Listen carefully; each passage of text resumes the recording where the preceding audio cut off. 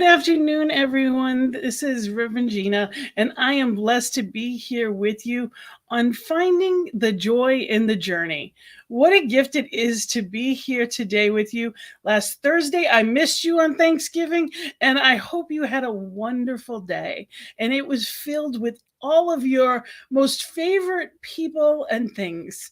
So here we are on finding the joy in the journey, and I have a wonderful guest today, and I can't wait to share her with you. But for those of you that are new here and have never heard of this, or maybe just happened upon us today, just know that with this show, we are finding you greater and new ways to have more joy now.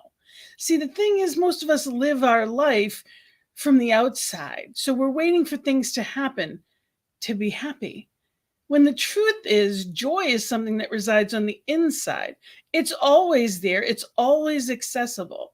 No matter what mood you may be in, you hear a child laugh and you will laugh. Therefore, it always exists. So you have the ability to tap into that. And this show is about creating new ways to tap into that inner joy at any given moment.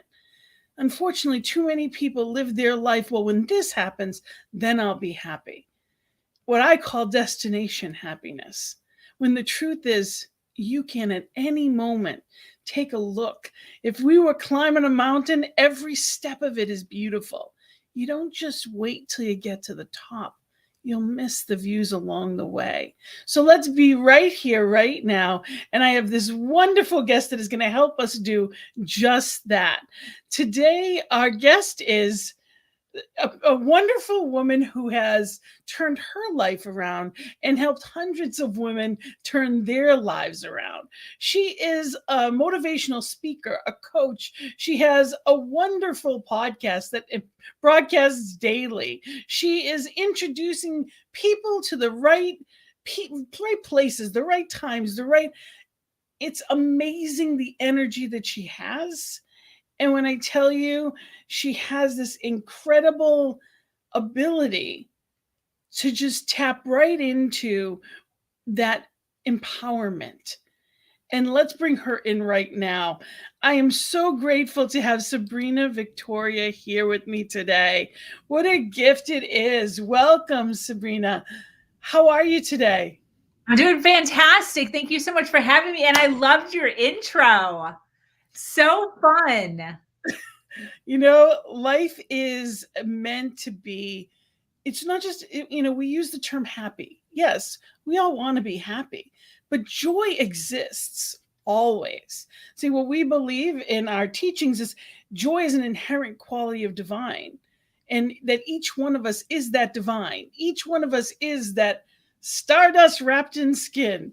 And, that means it's all there. So let's tap into that right here and now. So you have been, you are just a dynamo with what you have going on in life. Yes, she has 1,000 members to her nation. And, I need you to start there.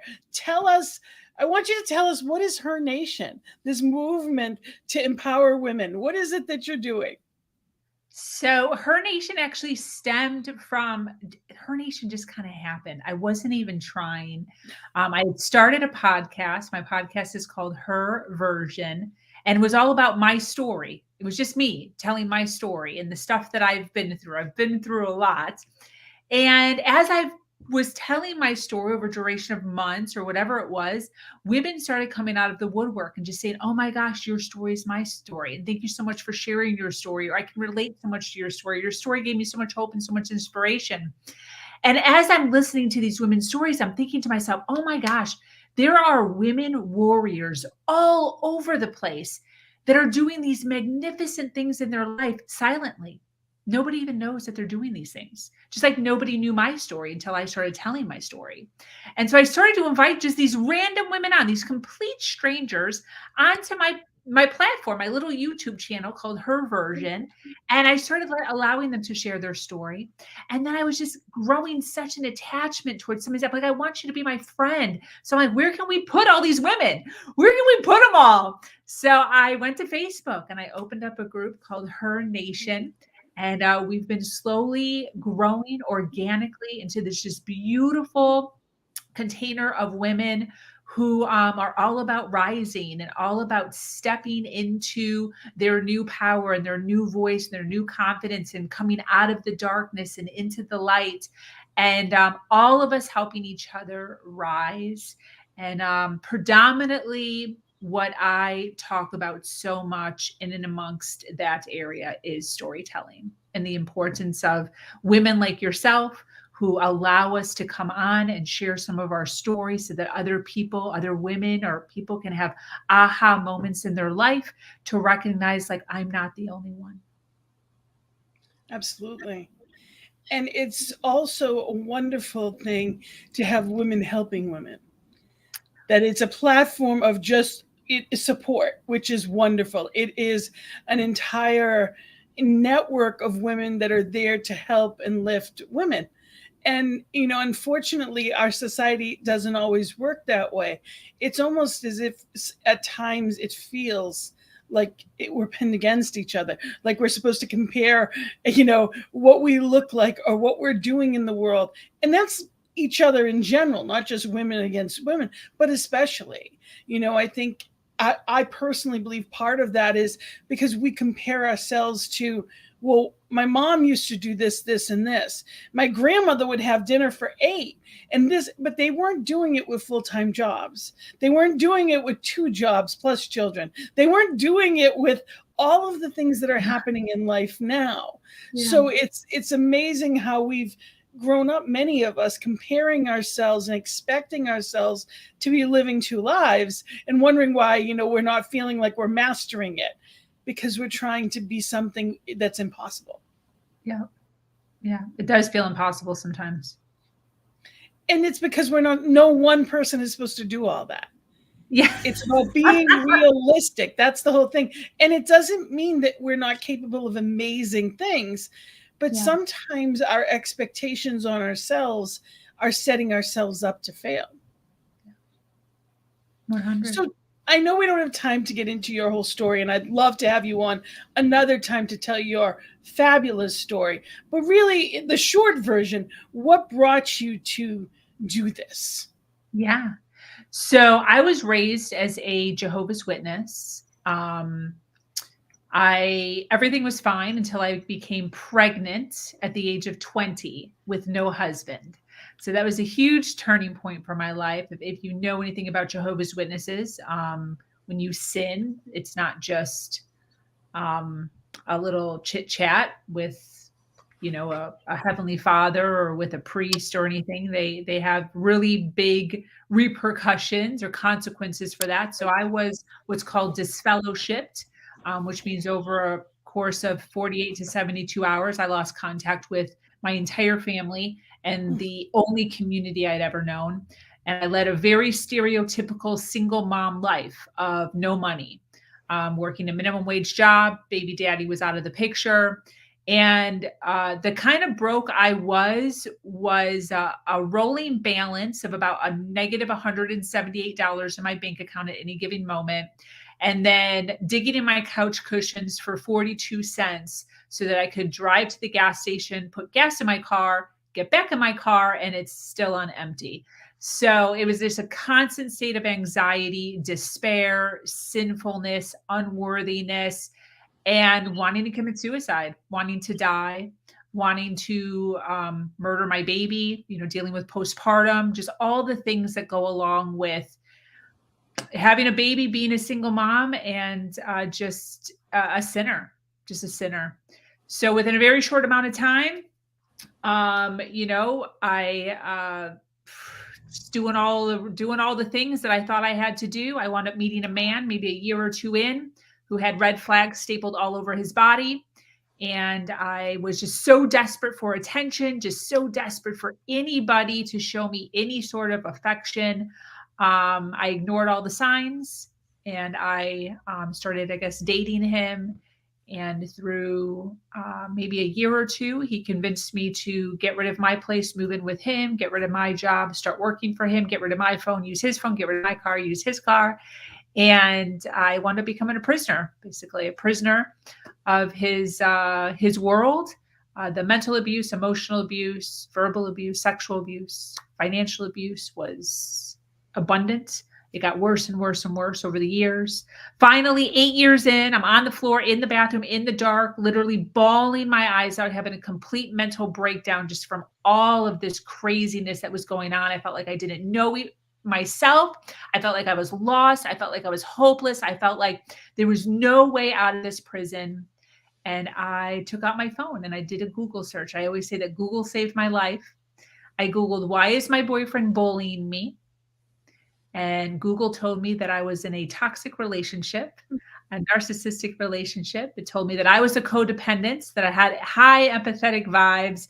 And not only was my partner totally screwed up in the head, but I was also screwed up in the head. So I dove headfirst into personal development. I opened up a secret bank account, a secret storage unit. I started 3 online businesses secretly, and I started leading a double life, unfortunately. But it was survival mode. I had to do that.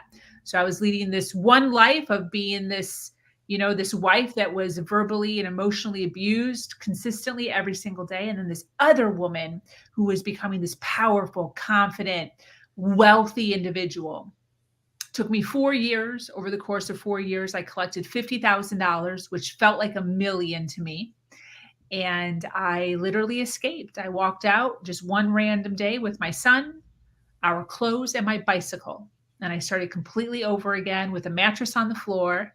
I've never worked for anybody since. The tenacity that it took to do all of those things, endure that relationship, and get out of that relationship has forged me forward to the life I'm leading now. Amazing. Amazing. Thank you. And I want people to know that this is how they can get a hold of you. The best way to reach you, hernation.life has all of your contact information, and they can sign in and sign up for that as well. Also, Facebook, they can find you on. I want to make sure they know that. And, the fact that you had the wherewithal to do that, I mean, to just Google and then read and then take it in and realize, okay, well, there's something to this. And how do I do it? And what is next? And I applaud your tenacity and there's so much to that. And I'm sure that there are people out there that are listening to this and thinking, how do in those moments, a step out of any kind is overwhelming. Yeah. And it's important to hear people that have come from the depths of and stepping into the world again. You get to restart. No one's telling you it's easy, but at any given moment in your life, you get to start again. It's so important that people realize that this is not what, where we are today, we created. We created, whether it was consciously, unconsciously, not knowing any different, we created. We attracted, whatever you want to consider it. Yes. And now what? So what we think now, what we do now, we now have the choice of what happens next. And I think it is so important that people realize that they get a choice of what happens next at any given moment. And how do you help people to recognize that? Well, I really loved what you said at the beginning, which is I just adored your intro here. I could really see the visual of the mountain. Like, people don't want to find happiness or enjoy their life until they're at the top of the mountain. And once they're at the top of the mountain, then they'll enjoy their life. And that's a concept that I actually teach, when I'm speaking or with my clients, as far as the have, do, be concept. There's this thought process where we have to have all the things before we can become the person we want to become. So in my situation, the story that I told, being a single mom, how do you get to a point where you are a successful mom if you're looking around at what you have and you have nothing, right? So how do I become something if I have nothing? How do I become wealthy or have money or be able to take care of my son if I have no money? So this concept of people starting with have, hoping to get to be, and it's just not a thing. You can't get from there to there. So what I talk about is flipping it on its backside and starting with be. Who do you have to be? And then what do you have to do in order to have the life that you want to have? So when I was leaving my abuser, I had to become somebody. I had to all of a sudden become a person that was okay with living on 4 hours of sleep because I was leading 2 lives. I had to become somebody that was okay with doing tons and tons of research and reading and watching and learning. I had to become somebody who was who never gave up, who still strived for this thought that I had, despite what my spouse was telling me, that I was stupid or that I was dumb or that I couldn't do it or that I was not smart because I never went to college. I had to become all of these people, all of this thing, and then I had to do a bunch of stuff. You have to like do things. You have to take action. And then once it starts to flow, where you step into that person who you're becoming, you start doing the things that that person would start to do. Then all of a sudden you look around and you'll have the things that you've always wanted to have. And that's the concept that I teach. And that's the exact same concept that got me to where I am now, is not what do I have? It's not about what you have. It's about who are you willing to become? What are you willing to do in order to get what you want to have? Absolutely. Absolutely. And I too, I think that too many people are caught up in that destination happiness. Well, I can't enjoy the process. I can't, there's no concept of today is enough. Yeah.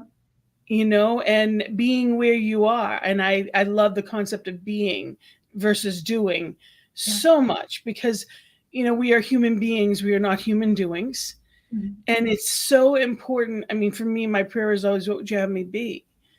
It's really being in an understanding that I have to be and then do, not just keep doing, because otherwise I'm chasing my tail.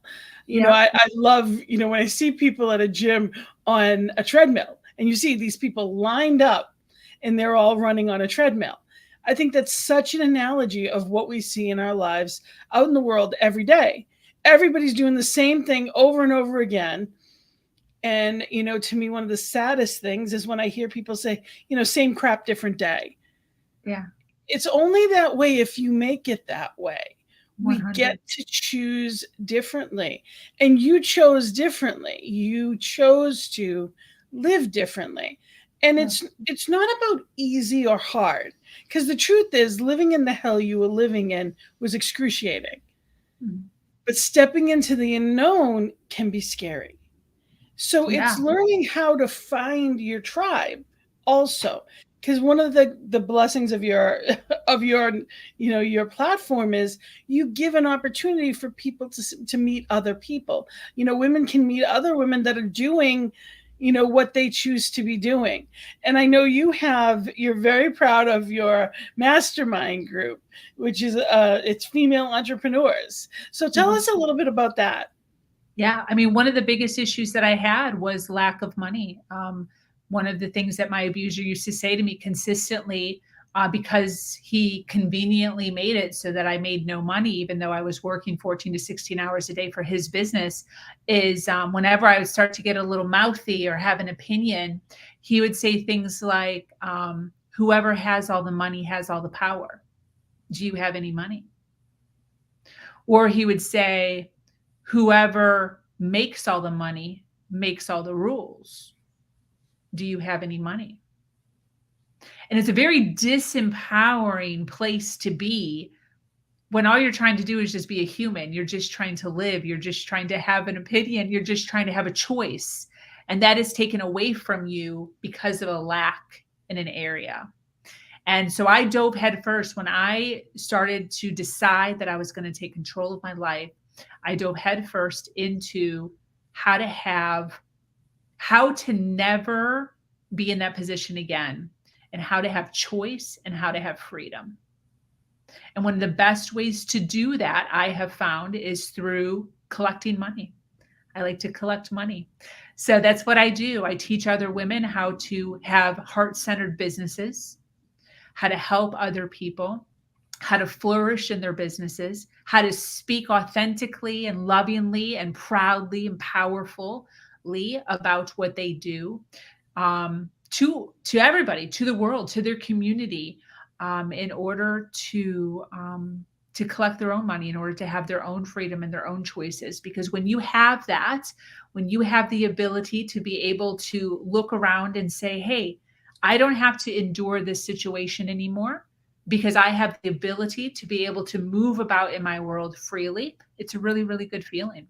So her mastermind is something that I'm super passionate about. It's filled with female entrepreneurs. We talk all about confidence, power. We talk about getting your business up and running. We talk about the struggles that a lot of women have as far as limiting beliefs around not wanting to ask for money, feeling as if they're unworthy. Imposter syndrome is a huge one that a lot of women deal with. All things that I've endured, all things that I went through, all fears that I had as I was working my way out of that relationship that I was in. Can you speak on imposter syndrome? Yeah, imposter syndrome is a huge one. It's this constant cycle of needing more education before they're worthy of teaching, before they're worthy of collecting money on all the stuff that they know. I've met so many women that literally have like so many degrees. They've got like master over master over master and certificates just coming out of the woodwork, so many certificates in all of the areas, and still not feeling worthy. And the question that I always ask all the time is just when? Like, when will it? At what point? Because you have to have an end. Like, there has to be a point where you're going to take what you know, and then you're going to feel comfortable teaching it to your world. And when you really ask that question of, okay, I get that it's not now. I get that. I hear you. I hear what you're saying as far as you're not comfortable yet. You need a little bit more, but just tell me when. And it's so interesting when you say that, because when you say that to somebody, they sit and they smile because they're like, oh shit, there is no when. There isn't. It's going to be forever. It's going to be forever. So why not just start now? Why not just start now? So, getting over just those bumps and those hurdles of you are good enough and you are capable. And even just your story is enough, for people to learn from and to get inspired from and to get motivated from, in order to take that next step in their life out of that relationship or out of that job or that career, or into a career, into entrepreneurship, or to get married or to get divorced or to have a baby or not have a baby. There's so many decisions. And there's so much knowing that we don't know. And we need your help. We need your help because you know things that I don't know. And I think it's so important to remember you're not alone in the world. Even when it feels like you are, you don't have to have a tribe that you're born into. You can create your own. And many people do. You realize that, this works or this doesn't work for me. Now what? And that's really all life is now what? And it's coming to a place of doing the next right thing. And you've done a lot of next right things, and you help other people do that. And I appreciate that, through your coaching. And I mean, you're an author, you've got your podcast, and your podcast to me is very exciting. And I love that it's daily content. Can you speak a little bit about that? Yeah, when I first started, like I said, it was just mine. Her version was me. I was her. And I was just sharing my version of my story. I felt very uncomfortable telling my story because my version of my story is different than my ex-church's version, than my parents' version, than my ex's version, than baby daddy version. It's different. They have their version, I have my version. And I needed to feel comfortable telling my story though, because I knew that it would inspire some people. So I was like, what a better title to have than, hey, this is just my version. You can have your own thing and you can have your version of your story, but this is my version and this deserves a place. I deserve to be able to tell my perspective, my story. So that's kind of just how it started. It literally just started as me telling my story. And yeah, I soon opened it up to people. I was doing it once a week, then twice a week, then 3 times a week. And then I had a conversation with a woman after the podcast, probably like 4 months ago. And she was like, "How often do you do this?" And I was like, 3 times a week. She's like, "Oh my gosh, that's insane." And I was like, "I love it. I learn so much." Like, Gina, you were on my podcast. I just learn so much when I hear the way other people live, the way they think, the way that they've inspired their world, the things that they're doing in the world, and it helps me. And I was like, I would do this every single day if I could. And she goes, "Well, why don't you?" And I'm like, "Well, time. It takes a lot of time." And she's like, "Do it." She's like, "I can tell that it's just a sparkle in you. Do it every single day. And then if it doesn't suit you anymore, if you can't do it anymore, then just stop it. You have a calendar, just stop it and go back to 3 or 2 or 1." So I was like, okay. So I sat on it for a couple of days. I sat on it for maybe 2 or 3 days. And I'm like, you know what? I opened up my calendar. And it's filled 5 days a week. I absolutely love what I do. I love speaking to these women. I think that it's unfortunate that women don't have more of a presence. One of the passions that I have as far as doing what I do is when I was in my darkest time, one of the things that I would do to really keep myself focused on my dreams and my journey out of my situation was I would Google inspiring stories or inspirational speakers or motivational speakers. And at that time, right, that was a while ago now, but at that time, it would be 73 men, 73 white men before you would hit an African American, an Asian, or a woman, besides Les Brown. Les Brown was pretty high up there. And I was like, this is so unfortunate. Where are all the women at? I am a woman struggling. I need to hear a woman's perspective. So sorry to say, but the reason that I got out of my situation was predominantly men. Listening to men. I listened to men to get out of my situation predominantly. And I promised myself, I didn't know it was going to be through a podcast, but I promised myself. I still have the screenshot somewhere of these men, just loads and loads of men before there's a woman. I still have it somewhere and I'm going to find it one of these days.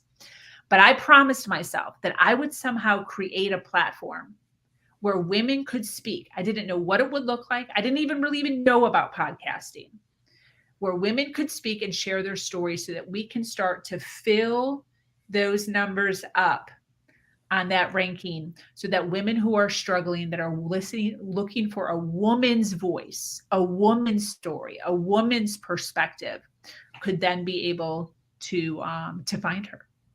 So that's my thought process now. That's where I'm at now. That's where I've evolved to, is I'm collecting women and I am helping them rise. I'm helping them meet other women.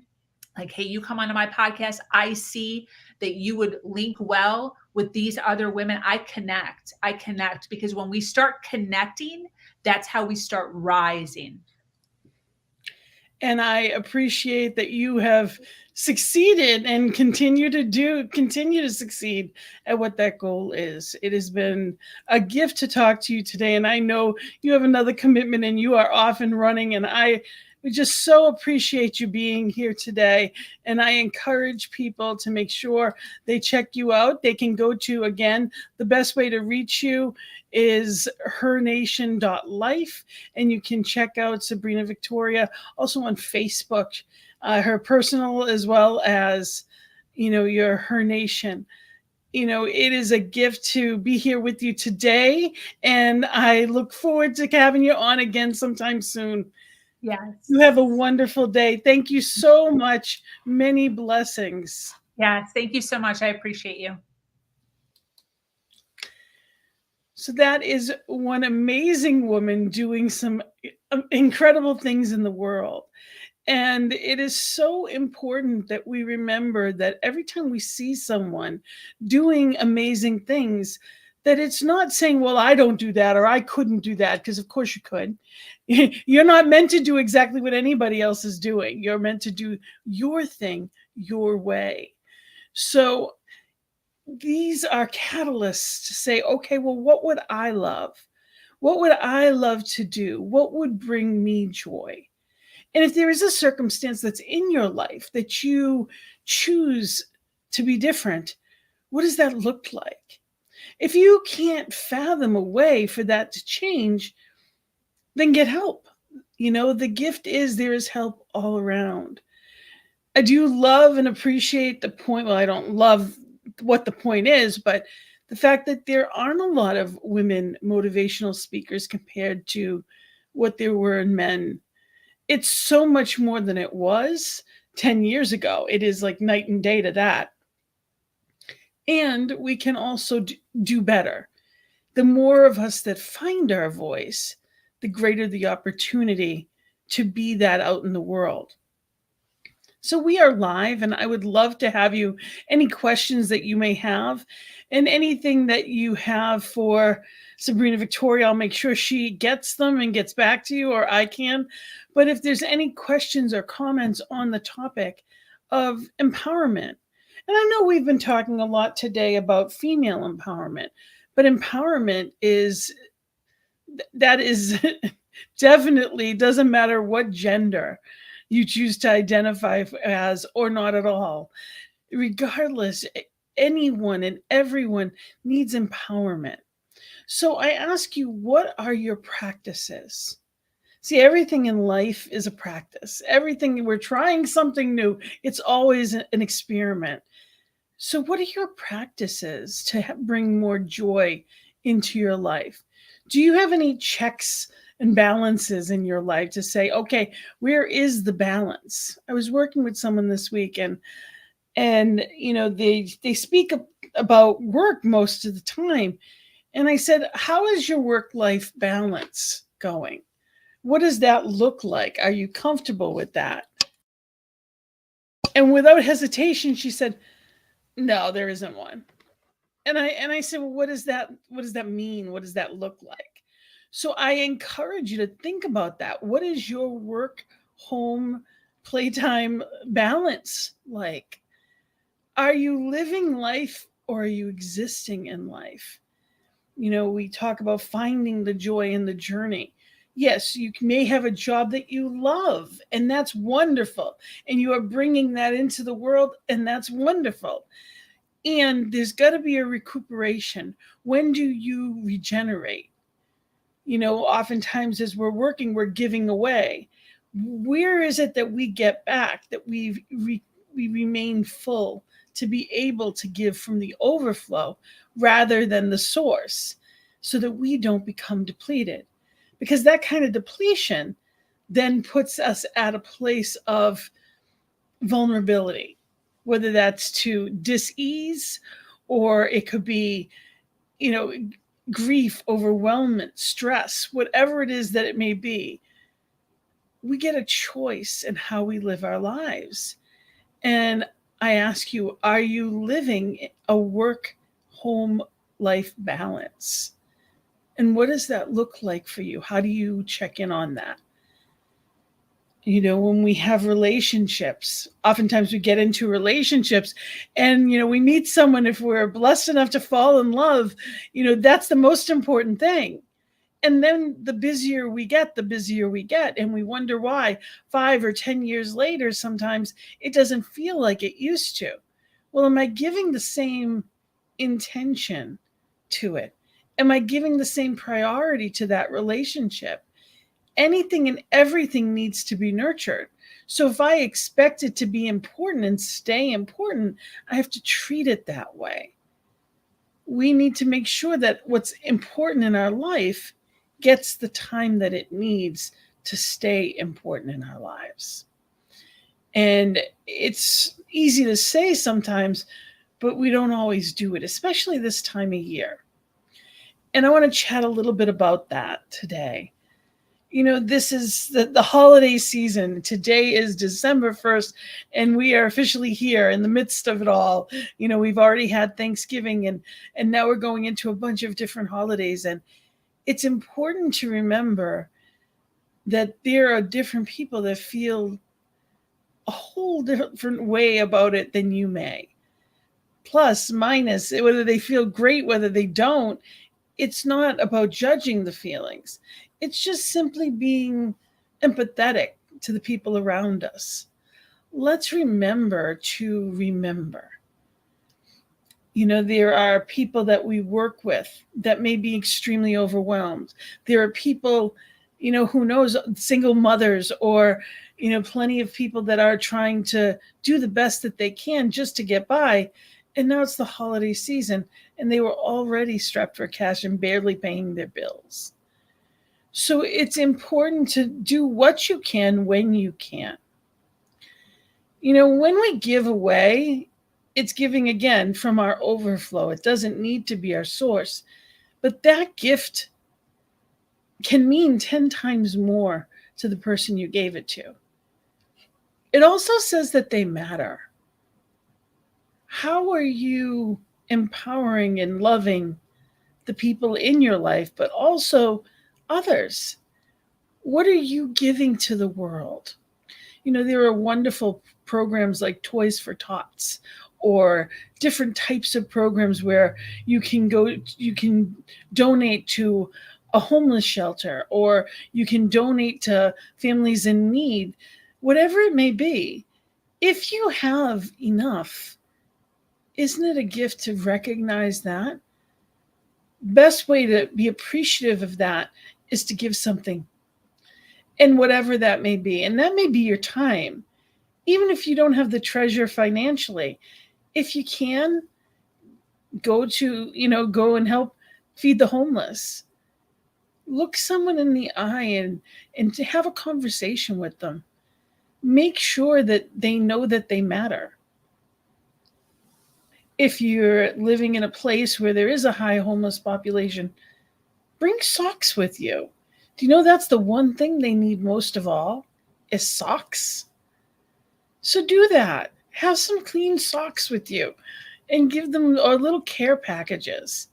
I know our church, at one point, our center had a bunch of backpacks with just some toiletries, some general toiletries put together.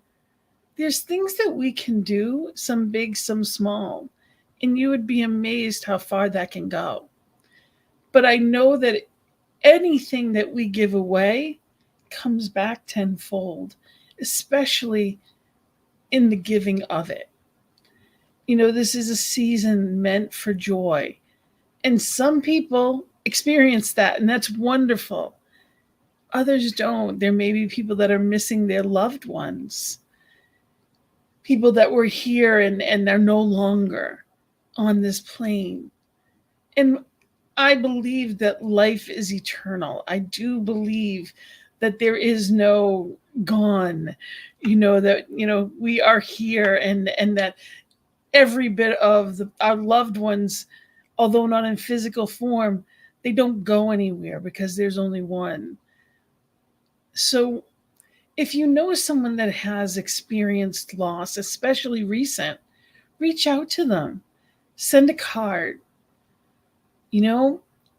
I know for me, I part of why I'm sensitive to it is because I've had the experience of, I grew up in a very big Italian family, and most of them are no longer on this plane. And holidays bring it up more than anything. So I encourage you to reach out to people. And if you know, especially if it's a recent loss, just ask, how are you? Or send a card and let them know I'm thinking of you, sending you love. So many people don't do something because they're afraid of doing the wrong thing. They don't know what to say, so they say nothing. The most important thing you can do in reaching out to people is just let them know that they matter. Let them know that you're thinking of them and that you're sending them love. May they be, lifted by divine grace. Whatever words come to you, find a card of encouragement, whatever it may be. You can go to the dollar store and 2 for $1, or I guess these days it's 2 for $1.25. You can get just a thought that you can send to people, that I'm thinking of you. it's important that we remember what's important to us. You know, we live in a society of bigger, better, faster, more. And often it's about accomplishing, getting more done. The most important thing, I believe, is the inside stuff. Who you are. What you do is a reflection of who you are. What you spend your time on is a reflection of who you are. And you get that choice. So I encourage you to appreciate where you are, how you are, and be honest about it, even if it's not in the best of ways. I reached out to someone earlier this week with that. And within 10 minutes, I was in such a better mood. And I was so grateful that I called. Get in the habit of reaching out and asking for what you need. And if you're not sure what you need, reach out anyway. Too many people isolate this time of year, and it only makes things worse. The more we focus on a thing, the thing gets bigger, even when we don't have words for it. So I encourage you to watch your mental and spiritual condition, have your routines, and do check-ins on yourself, but also on others that you love. Give people a call and say, how are you doing? Just thinking of you. Especially if you have any elderly family members, people that are, you used to work and have that whole environment and don't anymore. Maybe they're busy and loving life, and that's wonderful to hear because that's what you look forward to. And if they're not, help them, encourage them, be with them, or say nothing, just be with them. Even just your presence and your voice makes a difference. I truly believe that, when we are complete on this plane, all that we leave behind is our love. It's our love and our experience. So all of the kindness that we did for people, that's what's remembered. So leave it all here. Leave that love here. And if there's something that you need, make sure that you reach out as well. Too often people don't know how you're feeling. And even though we say, well, they should know, we're not mind readers. We all think we are, but we're not mind readers. So reach out to people. Build your own community. One of the things that I loved about Sabrina Victoria, and if you happen to just come on and you missed her, I encourage you to go back and listen to the podcast again, because she's an amazing woman who wasn't happy with life, so she did something different. And she kept doing something different until she had the life she chose.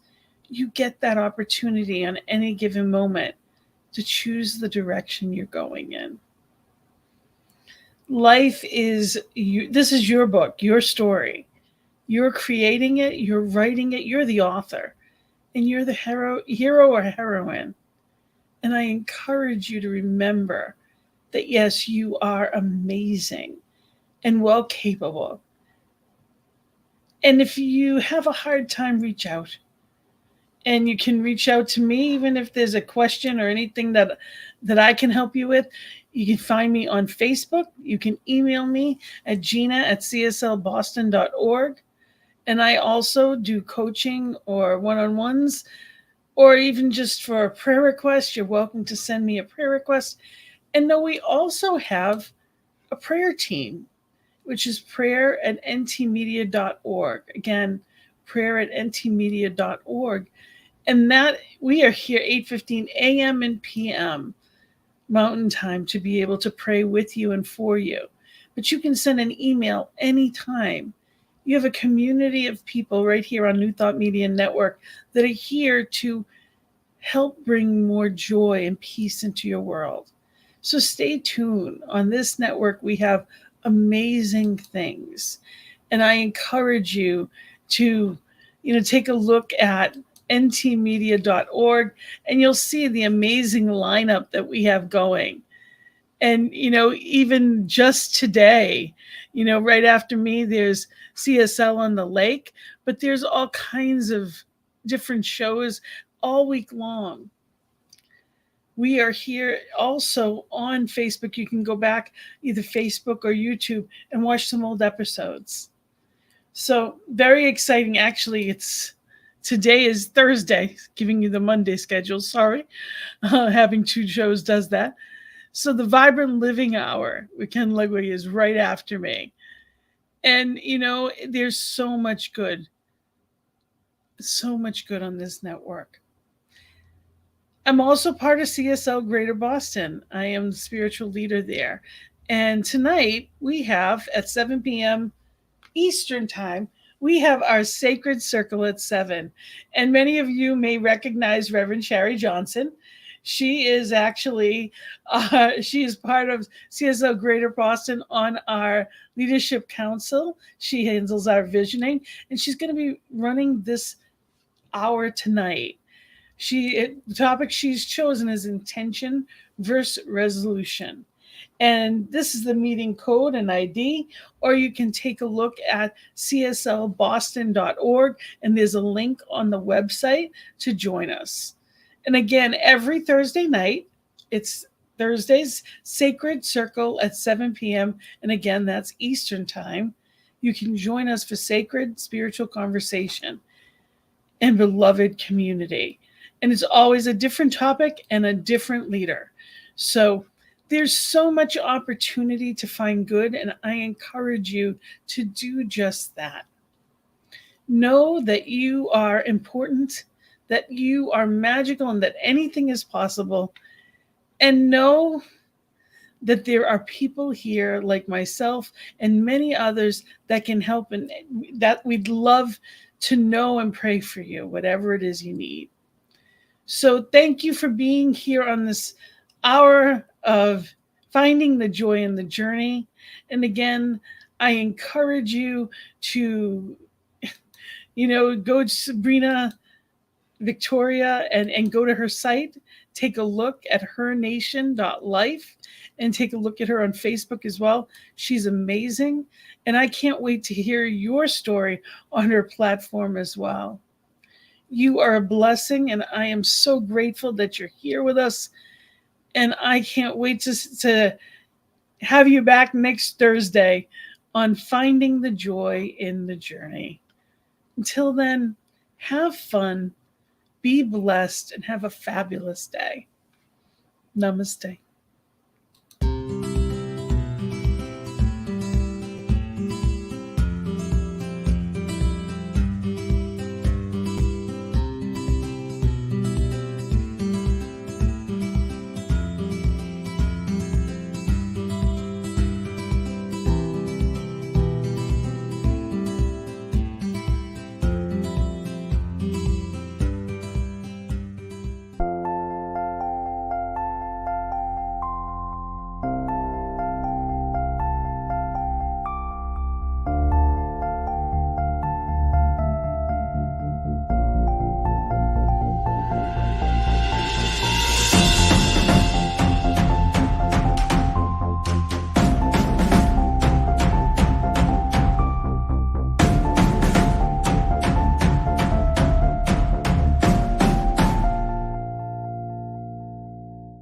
On behalf of everyone at New Thought Media Network, thank you for being a member of our virtual family. Your financial contributions help share the New Thought message with people from around the world. Please visit and contribute at www.ntmedia.org/donate. New Thought Media Network, come be you. And please like, share, and subscribe. Until next time, peace and blessings.